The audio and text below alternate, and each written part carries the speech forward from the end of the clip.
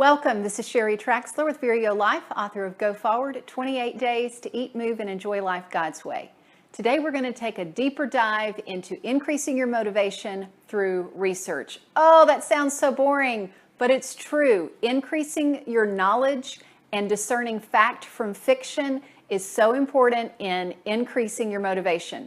And at the end, I will increase your motivation to exercise by giving you some of the facts about how exercise benefits you.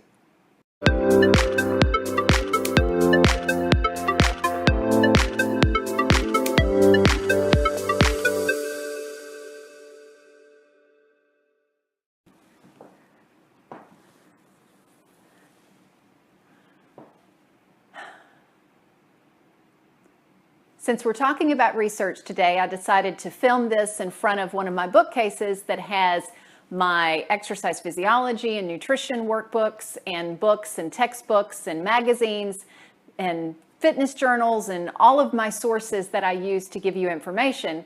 Because one of the things you have to watch online, if something seems too good to be true and you start digging online and you find, wow, these 7 different blogs all say the same thing about this herb or exercise or magic potent pill.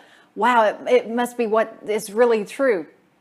Either that or they cut and pasted from each other. So you always want to go to a researched source whenever you can.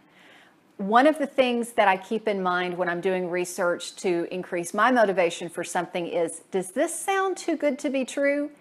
And if it does, it doesn't mean automatically that it's false, but it does mean that I need to go to the experts. Even when you go to the experts, you have to think about, is this a specialist in this area or is this a self-proclaimed expert? Let me give you an example of this. A friend of mine who is a clinical aromatherapist, and she is, in fact, she's in my Nourish Your Life video. Her training allows her to use aromatherapy essential oils in medical settings. So she has the most depth of knowledge that an expert can have in aromatherapy. Well, this whole thing came about frankincense oil and boswellic acid, I'm probably mispronouncing that, and how it impacted cancer as being a positive impact for preventing or helping to cure cancer. And she went in, just exploded. She went through the roof because someone who is a expert, but not in aromatherapy, they were just a general health expert, was touting this. And she said, oh, I can't believe that they're saying that. Well, I found out later that that health expert, that is a well-known name, so I'm not going to mention, this person has a lot of ghost researchers and ghost writers. So they, as a ghost researcher and ghost writer, did not realize that in the essential oil for frankincense, all that boswellic acid, however you pronounce it, is removed. So when you're looking at an expert, not just a general expert, but go to a specialist. Well, here's another layer deeper. Even when you go to that specialist, still get 2 and 3 opinions on something before you say, yep, that's going to be my reason for doing whatever it is. I have a client who was dealing with some hormone issues, and she had 3 different specialists that she went to. 2 of them said one thing, 1 of them said something else. Had she just gone to the one who said something else, she wouldn't have learned what was right for her body. So when you're looking at motivation, do your research, but research with a specialist and research multiple sources. Here's another story. This was personal to me and some digging that I did. Several years ago, I began drinking what I call greens drinks. It's different green powdered things, dried vegetables, and sometimes they have algae in them, which is supposed to be a detoxifier. Well, I read in a magazine, this was not an industry journal research, this was just a general magazine you would pick up at a grocery store or wherever. And in it, it had all these articles, but it had a little blurb about, oh, be careful of algae, because if you have a greens drink that has algae in it, it can actually have a lot of toxic metals and so forth in it. And I got scared and I thought, oh my goodness, I've been doing this for several months now. So I called the magazine and I said, what's the research on this? And they said, well, we don't actually get the research. We have an organization that we hire that compiles research for us. I said, great, what's the name of that organization? So I got their name and number. I called them. This was all before internet, obviously. I called them and said, what's the scoop on this? Tell me about this. Well, we didn't do the research. We were reading some research of this doctor or someone at this university. And I said, okay, great. Give me that doctor's name. Give me that.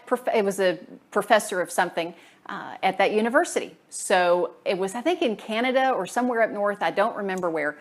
And I was able to get in touch with this professor who did the research and ask him about it. And he said, how in the world did that get into that magazine? Because my article was talking about this one particular lake that we were having issues with contamination and dumping, and that's what affected the algae. This had nothing to do with what you would find in other lakes or other sources. I was livid, but I couldn't do anything about it other than share it with other people to say, be careful. If you read a little snippet, don't make all of your decisions about, am I going to do this or am I not going to do this, until you've dug a little bit deeper.